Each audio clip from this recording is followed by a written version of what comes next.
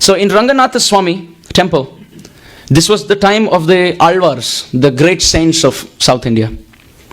There was one Alvar who had not written a single song or a single work. All the remaining Alvars, the remaining saints keep writing something or the other. But this saint didn't write anything. And all that he would do is he would stand in front of the Supreme Lord and keep crying and singing songs. So they have this custom of Utsava Murti. Utsava Murti means they have a palanquin where they take the Archa Vigraha and they take around the city to show how the Supreme Lord is the king and he is reigning over all the citizens. So this palanquin was coming inside the temple to take the Archa Vigraha out.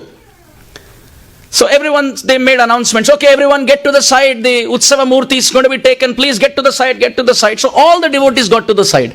But this Alvar was so absorbed, remembering his deity, that he couldn't hear, he became oblivious externally.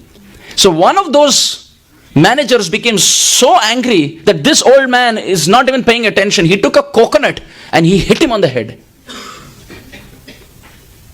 He hit the Alvar on the head and immediately there was blood, oozing out and he fell to the ground. And no one cared. They started marching. This person got he got affected by his karma, they thought. And they marched inside.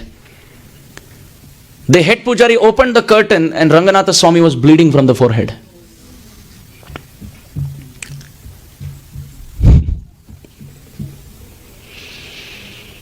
And the bleeding wouldn't stop. They tried to soak, and just profuse bleeding from the deity. Now the head pujari was so sincere, for 3 days and 3 nights he fasted.